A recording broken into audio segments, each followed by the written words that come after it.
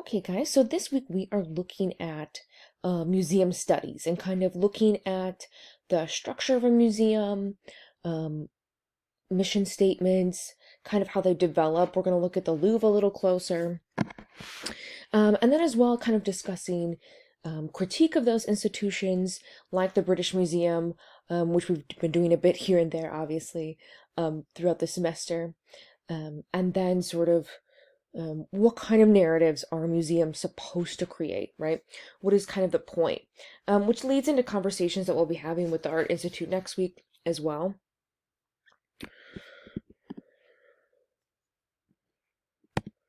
So what is museum studies? Obviously, it's the study of museums, or the history of museums and its role in society.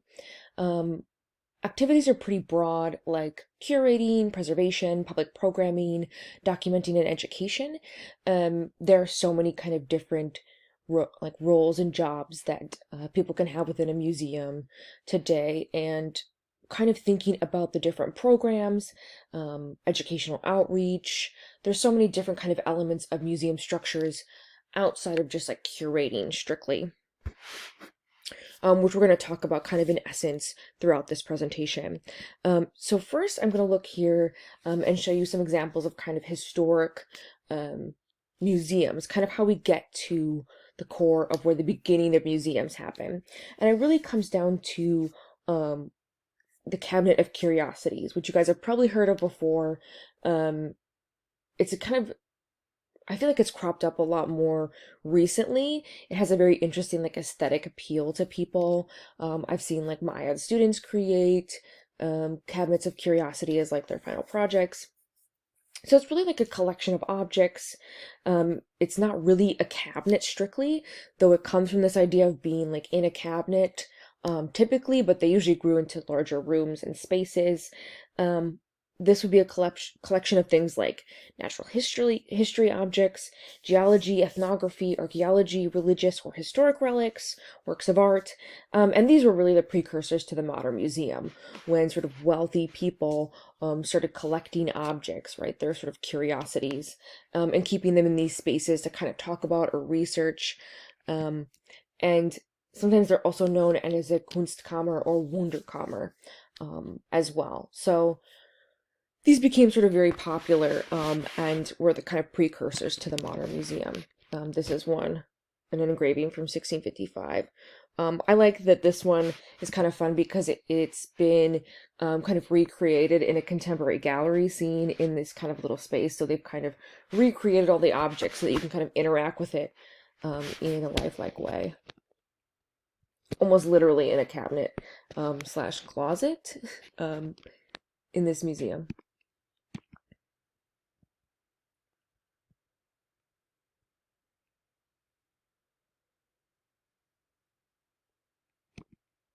So there's an extensive amount of sort of old engravings you can see of collectors kind of showing their objects and their wares, some of them being sort of fictitious and others not, and we'll talk about sort of some of those like old myths of these like objects, but it became kind of these sort of fantastical explorations. You have to imagine that they can't see things across the world, and so when you have these objects that you're able to get and kind of show to other people, it is kind of shocking, right? To see these sort of things that you've never seen before. Here's some with more sort of classical paintings mixed with some shells as well.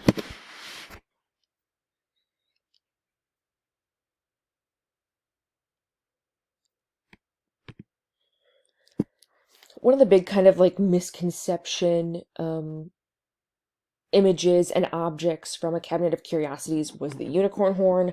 If you've heard of this before.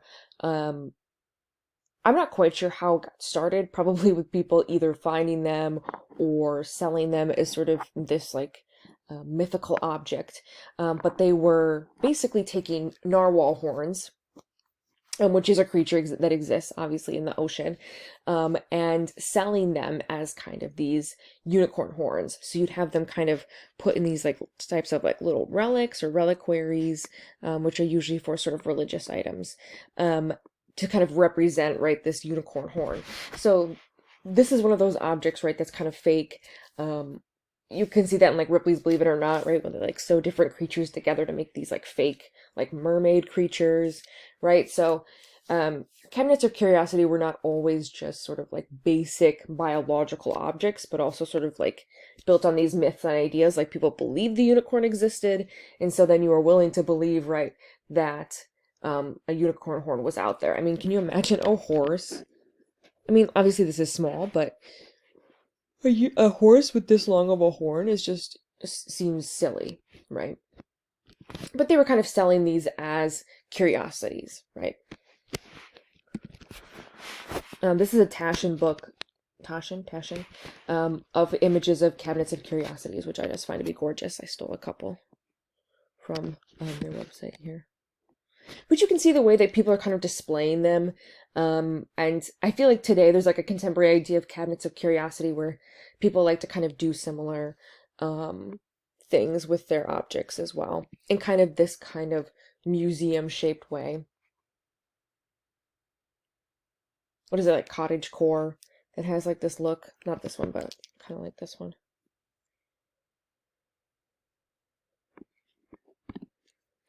And this very much also comes out of the Age of Enlightenment, where you have specifically at the time sort of English individuals really kind of being inspired by new technology and new experiments, that the sort of interest in biological material and kind of collecting objects became popular.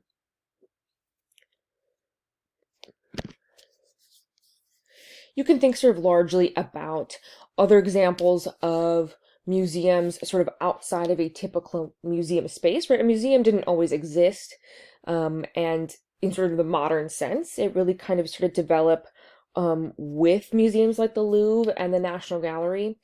So you can think about the Wildenstein Collection, which is a collection by a famous French and Jewish family that goes on for, I think, like 5 decades. And they were considered these extremely famous art dealers. And their sort of Wildenstein and Company, like, core idea was basically that they were collecting works, helping to collect works for other people, and then kind of storing them as well in their home. And so it became this sort of massive empire of collecting their own works. They were collecting works not only kind of for aesthetic reasons, were kind of like a secondary. The primary was like the of wealth, right? To collect wealth in a very sort of different way through paintings, right? So buying up all of these paintings that would make them more money would be the sort of specific type of investment that they were ensuring. And so it was believed that they had about $10 billion in $10 billion of worth of art in their home at some point. By 1978, they had 21 Renoirs, 25 Courbets, 10 Van Goghs, 10 Cézannes, 10 Gauguins, 2 Botticellis, 8 Rembrandts, 8 Rubens, 9 El Grecos, and 5 Tintorettos among their collection of 10,000 paintings, which is insane. Even leading to maybe 79 Fragonards, 7 Watteaus. And so just like an absolutely obscene amount of art and art collecting. There's some more images of the family. And yes, do they always look like sort of angry mobster characters? A little bit. So they have this sort of sumptuous private gallery on East 64th Street, which is in this image here on the right, as well as sort of storing objects in their collection. But as of recently, I would definitely say like within the 1990s and beyond, this sort of family enterprise as a whole has kind of gone under crumbles, which you can imagine in that like maybe sort of pre-internet and pre-technology, you're kind of able, maybe art is a way of hiding away your wealth and some of these things, but there's some controversies here that bring up a lot of sort of dark history about their collecting, and I kind of went down this rabbit hole, so humor me for a minute. But the most recent one that I just saw an article about this year was that there's this large trial because they've hidden a bunch of money offshore. I think they're being sued by the French government for hiding assets and not paying certain taxes. So they've sold off a lot of their art, which has been crazy. So the amount of work that they've had has kind of become apparent. But also another one that's really become controversial and was always kind of hinted at was the fact that they potentially worked with the Nazis, which is shocking, and why I mentioned that they're French Jewish in the first place, because there seems to be some collusion with the Nazis in repatriation of works, that they were actually keeping works for themselves. So there was a third police raid, I think this was either 2019 or last year, on the Institute, and they carried away a bunch of art, including a bronze sculpture by Rembrandt Bugatti. All had been reported missing or stolen, some by Jewish families whose property was looted by the Nazis, and others by heirs who said their treasures had vanished during the settlement of their family's estates. The seizure of about 30 works has put an uncomfortable focus on the Wildenstein family, a discrete dynasty of French Jewish art dealers stretching back 5 generations. So again, they've kind of uncovered all of these works that people have claimed to have been missing for all this time, and the Wildenstein family had somehow either made deals with the Nazis or sort of backhandedly taken it in settlements of family estates. And so pretty sort of ridiculous reasons that they kind of got their hold on some of this art. So there's been some books about it as well. And there was even the book, The Lost Museum, a Nazi conspiracy to steal the world's greatest works of art. That they were working with Nazi art dealers and plundering from the Jews, and they tried to get a defamation suit, which they did not win. So there's continued to be a controversy about whether or not these things were true. But once this bronze sculpture in particular came out, a family member, I believe Alexander Bronstein, stated that this was a work that they'd been looking for some time. And the Wildenstein family had claimed not to have it. And so when this police raid brought it out, he kind of realized that they might have a lot of his family's works. So he's been trying to kind of get them back from the Wildenstein family. A lot of this information has also gotten out because of all of these brothers that are part of the Wildenstein family. I think most of them are dead, except I think it's Daniel Wildenstein. Let's see here. No, I'm going the wrong way. I'm pretty sure this is Daniel Wildenstein, but I could be wrong. That he is one of the only living brothers left now. But a lot of it has come out because of kind of messy divorces, which is a bit ironic, I would say. For example, the divorce between Jocelyn and Alec Wildenstein, they were married for quite a long time, and had like, what kind of happens is that these women have sort of very devoted lives to these men, and something kind of ridiculous happens. For example, Alec and Jocelyn, who were here on the left, I believe. Let's see. In here in the center with their children. Alec started seeing a 19-year-old woman, and I believe married her, which I have a photo of as well. I don't believe, I guess I know he married her. And so this divorce became very messy. She was trying to out their family secrets, right? And this happened more than once. That family members sort of became part of, and when they kind of felt snubbed, would try to use it to get money out of this family, like the Nazi story. So this kind of lawsuit over objects in the Wildenstein family and divorce proceedings got pretty messy, with Jocelyn making a big fuss, who's here on the right, who received an extensive amount of plastic surgery. Apparently was sort of,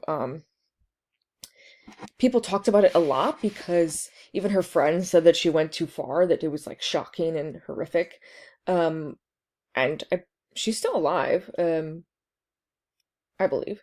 But regardless, she was playing dirty and trying to get money out of him, and especially because apparently she had showed up in Alec's hotel room, and he was sleeping with his 19-year-old girlfriend, and so he threatened her with a gun, and so there was all these very sort of dramatic stories that ended up with her, I think getting somewhere between like, did I write it down? $2.5 billion in the divorce and $100 million a year after that. So Alec went on to be with his girlfriend here, and they got married, and were married until he died in 2008. When I think, she was 28 years old? Yeah, because they got married when she was 20, which is gross. And Jocelyn went on to go live her lifestyle of being this like cat woman, lion queen. They had sort of all these sort of ridiculous names for her. But she is a bit of a comedic figure. She's known for her extravagant lifestyle of paying $60,000 a year for her phone bills, and paying $500,000 a year for wine. And even with her $2.5 billion in divorce and $100 million a year, she filed for bankruptcy in 2018, if you can believe that. So I don't know. There's been a lot of controversy around her, and plenty of interesting stories. And I kind of fell into this like downward spiral of being like, what is going on? This family is such a mess. But it's basically right about this larger conversation about people hoarding works, and sort of this early example of a museum structure, right? And sort of a collection. But Jocelyn has been a big figure in this family and their controversies.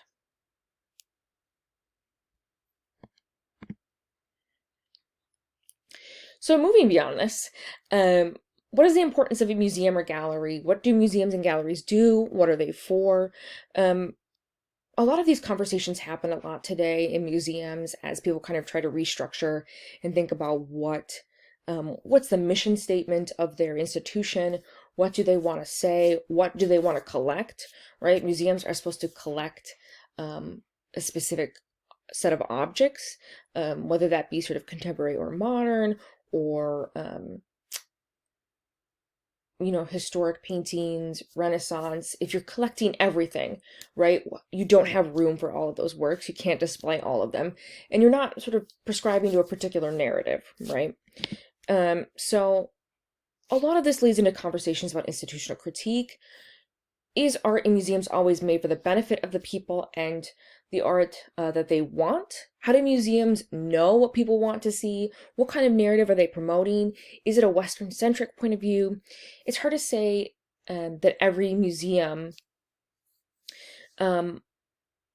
is promoting a valuable point of view that is for everyone, right? Often museums are elitist, they're for sort of the educated. You have kind of this insane amount of money that you often have to pay to go in some museums. Some are free, some are not. And so they create these institutions where they act like they're open to every person, but obviously it's kind of an elitist system in a lot of ways.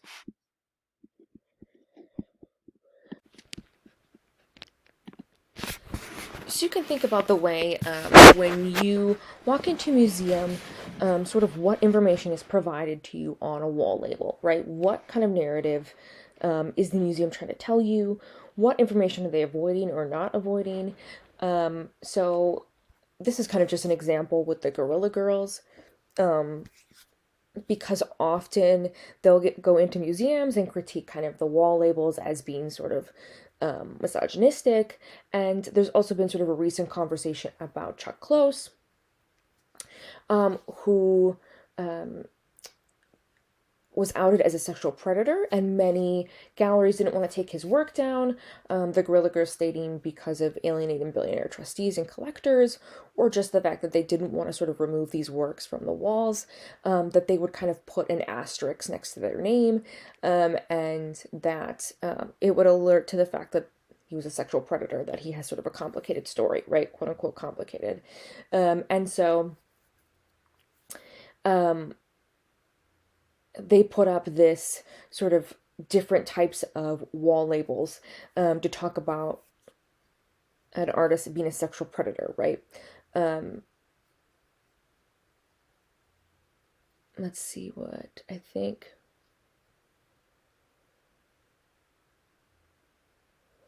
Chuck Close has been a huge career with prices to match. He has been accused of sexually abusing models and students he picked up at a fancy art schools. How fitting and ironic that he painted the official portrait of Bill Clinton. The art world tolerates abuse because it believes art is above it all and rules don't apply to genius white male artists. Wrong. So that is the wall label on the right? So while, of course, like the kind of narrative or language is maybe not something you'd see in a museum, it's more of the idea, right? The sort of conversation about what museums are willing to leave out to support sort of what narrative, right?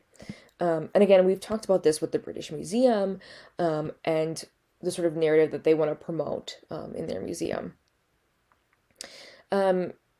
An institutional critique really kind of developed out of minimalism and conceptual art and appropriation art, as well as land art, in rethinking the museum space, moving out of the museum space and starting to think about what an institution was and how to not kind of give into the financial side of museums purely, right? Sort of trying to make works that could be commodified, and artists very much felt that art institutions could reframe works in whatever way they wanted and then exploited their work for money. And so institutional critique kind of made visible the boundaries between inside and outside, private and public.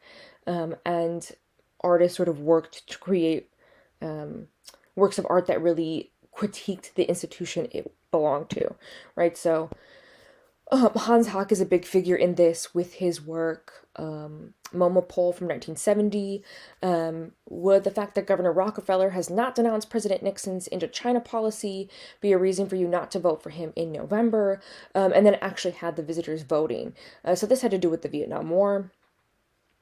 But about bringing out Governor Rockefeller, who was a trustee at MoMA, and calling him out on his hypocrisy and his politics, and making people vote about it as the work of art. And so that was sort of what he did. And of course, as you can imagine, sort of the yeses won out, right? That it would, in fact, change the way that people voted.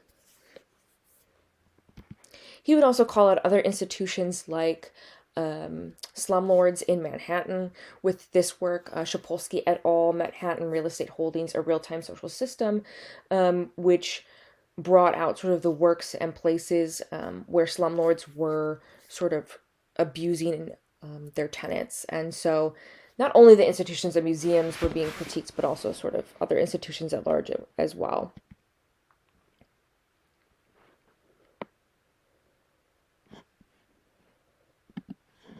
Andrea Frazier was a big developer of institutional critique. She did a work called Museum Highlights, a gallery talk, where she went around and pretended to be kind of a fictional docent at a museum called Jane Castleton. And she kind of would grab a tour sort of inherently, and she would make up all these sort of silly claims and read like the trustees and the financial supporters of an institution. She would lead towards into the restrooms in museum stores and cafeteria, would discuss private censorship. And so she would kind of lead these groups around in conversation about the museum space in a different way, and really kind of got away with leading these museum tours without people kind of catching on for a while. But it was kind of this play on what people consider to be art or not art in a museum space, and then calling out the sort of trustees as well of institutions. And this is a great quote. Frazier does not critique just the institution of the museum. By extension, she also analyzes the type of viewer the museum produces and the process of identification that artists embody.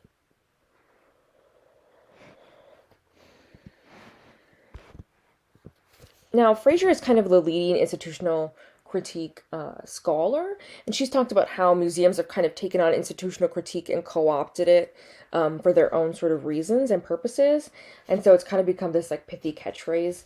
But it is still kind of important to critique museums and to be kind of aware of the narratives being provided to you. So you can also think about something like Fred Wilson in Minding the Museum, which is a phenomenal work where you have Fred Wilson going in and reinstalling a part of the collection in the Maryland Historical Society. He said he kind of had a visceral response and felt uncomfortable, and the museum didn't really know how to change at the time, and so he took the objects in the museum and kind of reframed them to have a new conversation about kind of the racist undertones of some of the collected objects.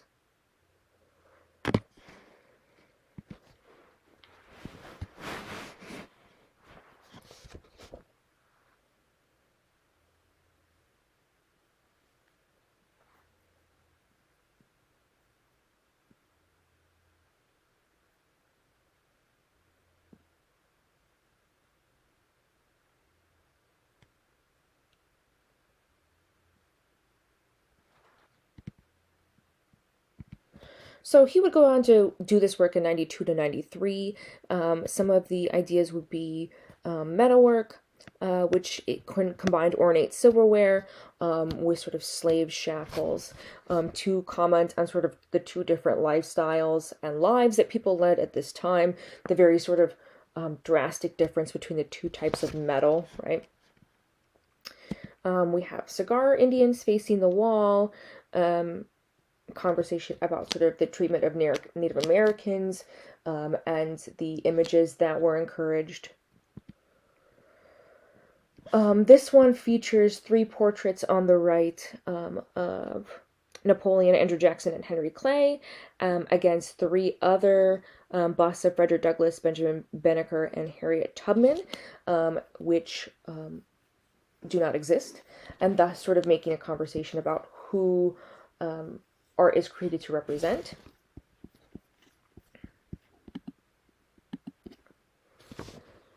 He also put antique chairs around a whipping post that this museum had collected. Slave reward leaflets above a weapon.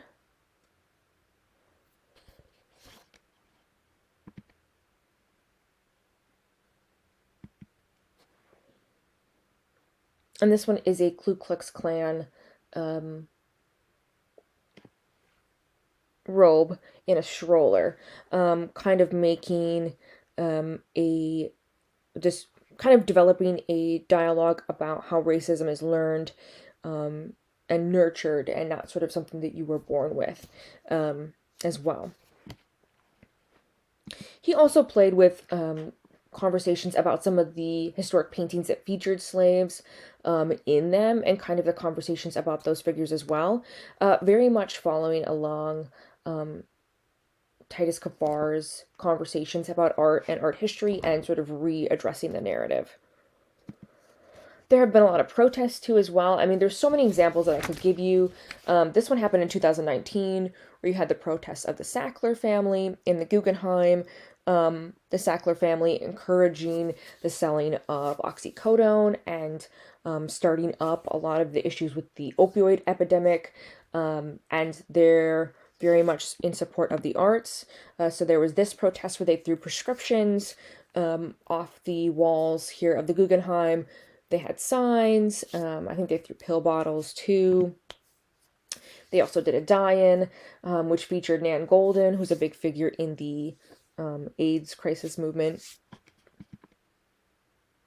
Here she is on the floor as well.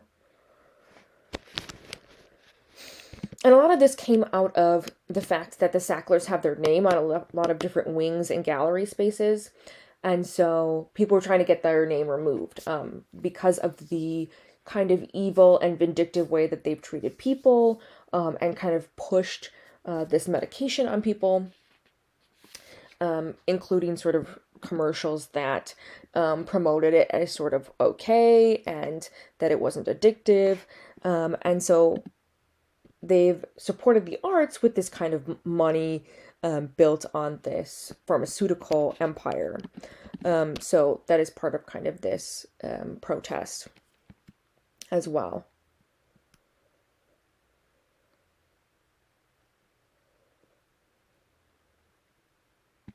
So museums have actually begun to remove the names of the Sackler family off the walls of the museums, which has been really great to see, this sort of immediate removal, because of the sort of way that the museum kind of decided that it didn't fit their narrative, right, to have these families on their walls. And so it felt that it would be best to remove their name, which they did.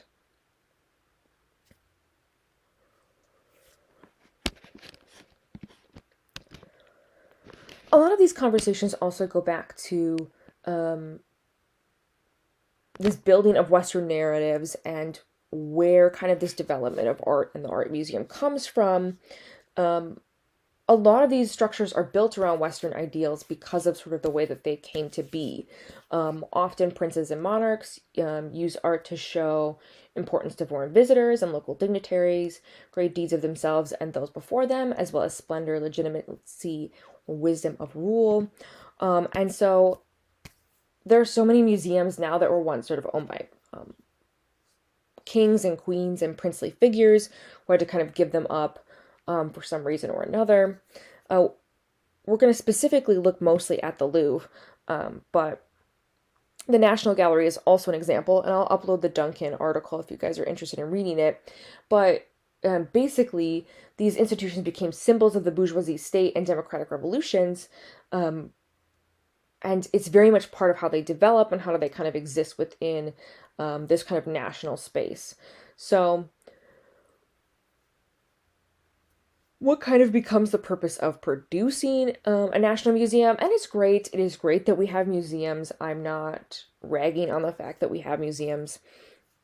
But is it important? It's important to be kind of aware of the dialogue that they create in society, right? And the Louvre being sort of no exception, as it was sort of a French palace that was turned into a museum space after the French Revolution. And so this space was kind of dedicated to the state unwillingly by the French monarchy. But it really became kind of the prototype for the early modern museum. And so they nationalized the King's Art Collection as a public institution free of charge. And they really thought it was supposed to help all and educate them, even though some could not read, and only men were full citizens. But they still felt like they were giving people the opportunity to come and look at the works. So if you ever go to the Louvre, a lot of the spaces kind of hold the old kind of ancestral objects of the French monarchy, in that like you have some elements that are very much kind of like reflectant on that monarchs used to live there, like the portrait of Louis XIV on the wall. And so there's all these elements, not only of kind of this very sort of rich white Western narrative existing on the walls in the past, but also kind of continuing into the future as well. So images of Apollo that were sort of featured, as well as, like, come on, right? Like, this is painted for someone's palace, being used as a museum. But King Louis XIV would also use Apollo, believing that he was kind of the reincarnation of the sun. I believe he called himself like the Sun King. That he very much kind of felt this connection to Apollo as kind of this holier than thou monarchical figure.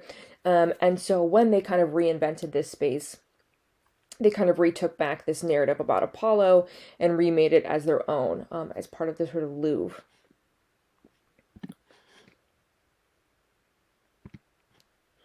Including also holding the crown jewels there, very much kind of acting like, yes, these were owned by the kings and the queens of the past, but they're now owned by the French people, and sort of belong to them now. Even though, of course, I'm sure they have their own sort of seedy narratives as well.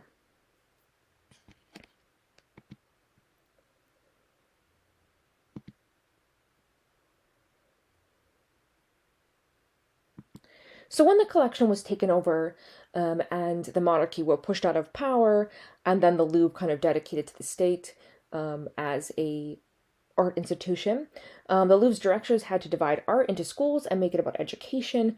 Progress in art could now be taken as an indicator of how far a people or an epoch evolved towards civilization in general.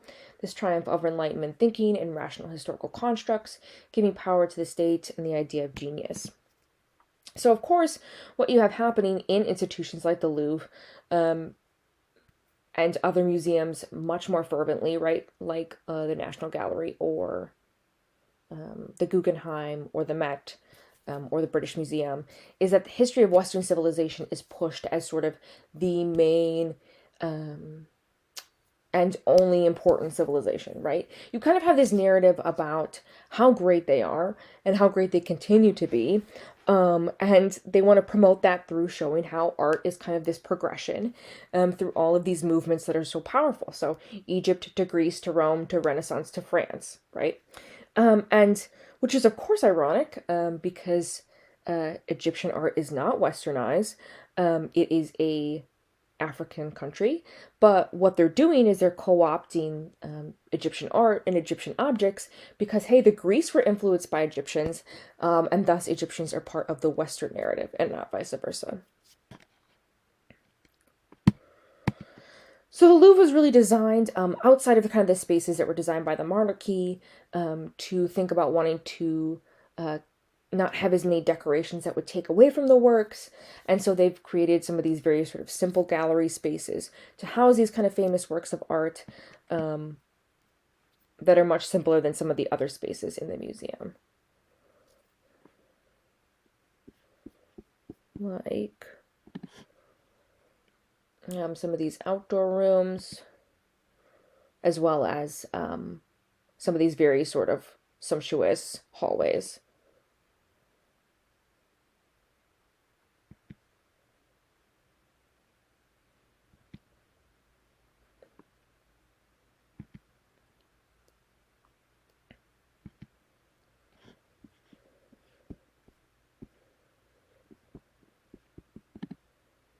So, what the Louvre does and how it's kind of an emblem for early museum culture is that it creates a new type of visitor with a new ritual role.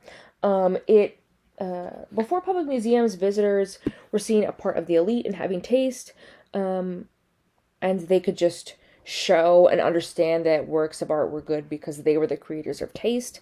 Now you have wall labels and information telling you what is good art, and so the citizens would come and read and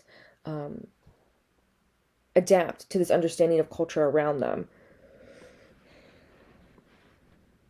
Thus ordered, the treasures, trophies, and icons of the past became objects of art history, embodiments of a new form of cultural historical wealth. And so taking these objects of luxury into pride of the state and of its citizens. So by 1825, following in the footsteps of the Louvre, more national galleries and museums were cropping up, like the National Gallery, and developing kind of this same idea. And you can always kind of find any museum's mission statement. They usually have like a pretty specific place where they keep it on their website, which sounds weird the way I just said that. But so, for example, the Louvre having the mission statement intended as a universal museum since its inception in 1973. Its collections, among the finest in the world, span several thousands of years and a territory that extends from America to the confines of Asia. Considers its Section 8 departments, and the Louvre as a universal museum in both terms of its wealth of its collection and the great diversity of its visitors. It's ironic that they cite 1793. I don't think Louis the 16th had been beheaded yet with Marie Antoinette, but again, sort of this narrative that they want to encourage, which is that they're a museum of international power. they did that as well by expanding the museum with I.M. Pei, who was an architect's work. He's quite famous, and he added the pyramid to the Louvre, which is the entrance now to get into the museum because it was getting too bogged down through the space as well. This is just a fun graph.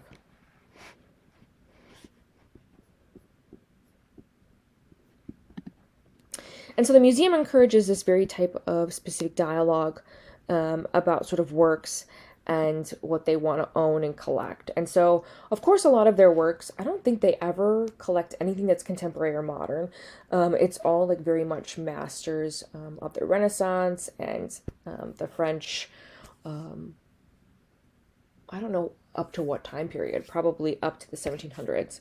But a lot of the works you've probably seen before are some of the most famous artworks in the world, including, of course, the Mona Lisa, which is held at the Louvre, which is ironic because it is one of the hardest works to see at the Louvre, if you ever go, which is interesting. This is kind of the way that it is displayed to protect it.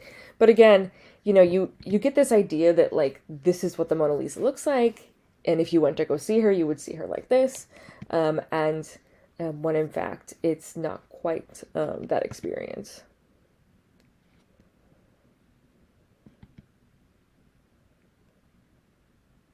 It's an unreal amount of people.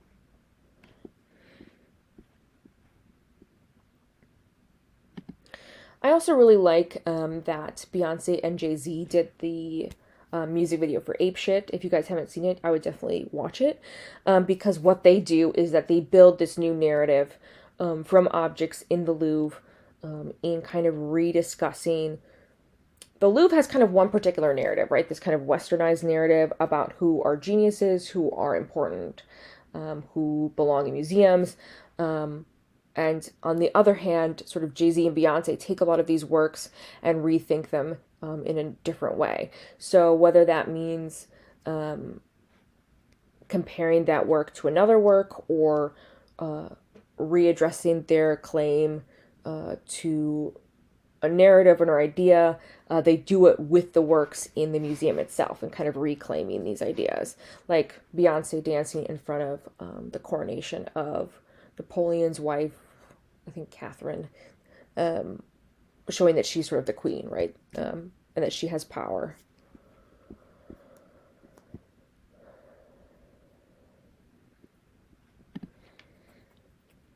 I think I have one other museum to show you here quick, as kind of another interesting example of collecting and thinking about sort of museum structuring, which is the Isabella Stewart Gardner Museum. And this is a really fantastic museum developed by Isabella Stewart Gardner.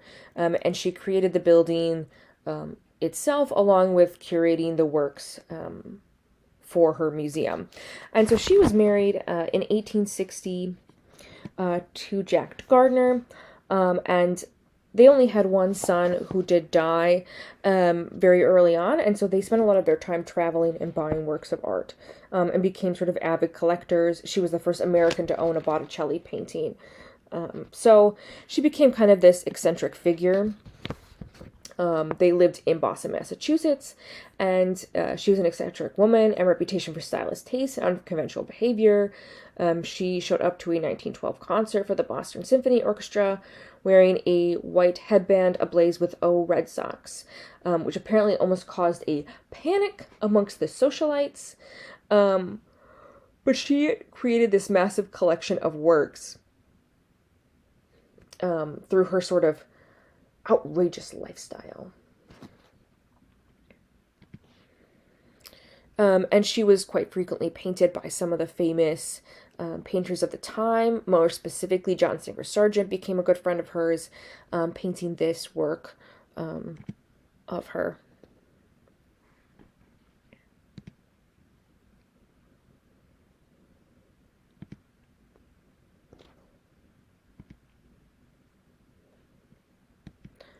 Here's some other images of her that were painted as well by famous painters at the time, which I just think are fun to look at. And so her husband died in 1898, and so she was dreaming of building this museum in Boston, Massachusetts. And so she wanted to create a work that looked like a Venetian-style palazzo on Fenway in 1902. And so she worked with architects at the time to create the sort of work that she wanted it to look like. And this is kind of the interior here. And this is very much the look that she was trying to get on the interior of the space in this kind of like alcove, which is like a garden. It features all of these sort of outdoor, indoor spaces that are very much kind of like the interior of the Venetian palazzo, while the exterior is kind of more like, I don't know, subtle. The interior is really kind of the gorgeous aspect. But she spent a long amount of time kind of curating the interior of the museum. She lived there and she worked to place the art and paintings and furniture and textiles where she wanted them. And they eventually did build on a secondary structure onto the museum. So there is like an addition now created by Renzo Piano, which is attached to the back of the Gardner Museum, or the side.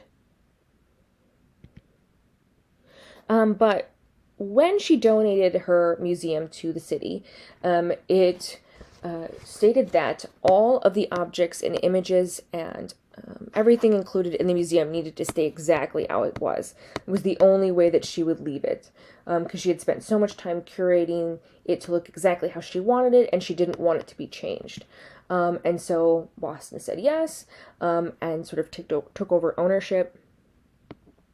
And she had a stroke around 1919 and died in 1924. And so the museum passed on to Boston.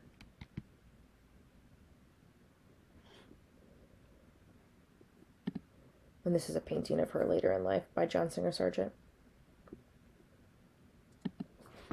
Now, why any of this matters is because of a heist in 1990. I have a video that I'll put on the Moodle for you guys to watch if you want, but in 1919, 13 works were stolen from the Gardner Art Museum, and they stole about $500 million, the greatest sort of known art heist, and this actually never been solved. I've yet to see an article that states that it's actually been solved. At all. We have not seen a single one of these paintings since. They literally cut them out of the canvases and rolled them up. There were bits of paint on the ground. It was quite scary. The two men who robbed the museum disguised themselves as Boston police officers and stole the work. I think they did it in 80 minutes total, and they were able to convince the guard to let them in, and they tied him up, and so it really was not very difficult for them to gain access to the museum and to the objects. So because they had this agreement with Isabella Stewart Gardner that they would not change the museum, there was a big debate about what they should do with these missing works. They are still today not returned, and so what they ended up doing was leaving up the empty frames on the walls where the paintings would have been, which is very, very strange. We've never seen this anywhere else. But because of the stipulation that she had in donating her art to the city, she said that it had to be this way. And so it becomes this kind of interesting narrative about collection, and that you go to this museum and kind of see these objects, but it's also about kind of what is not there, and what is missing from this dialogue that existed for so long, and what had been there before, including some of these extremely famous works by Rembrandt, Vermeer, etc.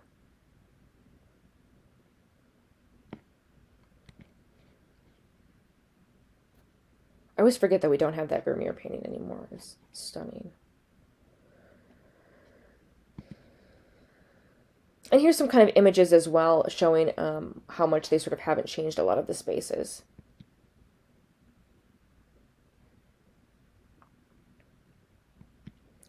There have been different app stores that have come up with ways to deal with this heist and sort of the missing paintings, including being able to download an app that will show you the paintings in the frames and educate you about sort of the Gardner museum objects.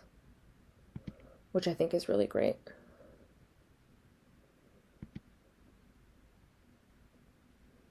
Because I think that the loss of these objects kind of stands in an interesting dialogue to kind of the rest of the museum, to her life. It creates this very sort of interesting narrative that's kind of an interplay between what she wanted and what she could never have sort of determined would happen. So when we go into next week in talking to the Art Institute of Chicago and their curators to think about what narrative the Art Institute of Chicago might be putting on if you've been there before or experienced it. They're a very interesting institution. They have sort of two different sides, literally, of their building. One side sort of being this sort of classical Renaissance architecture with Greek elements. We have a good old pediment here, mixed with sort of the other side, which is the contemporary side of the museum.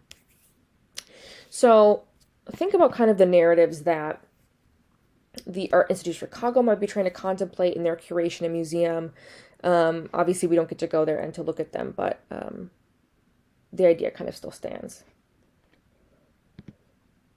Good luck with your Pecha Kuchas, and I will talk to all of you next week about museum studies.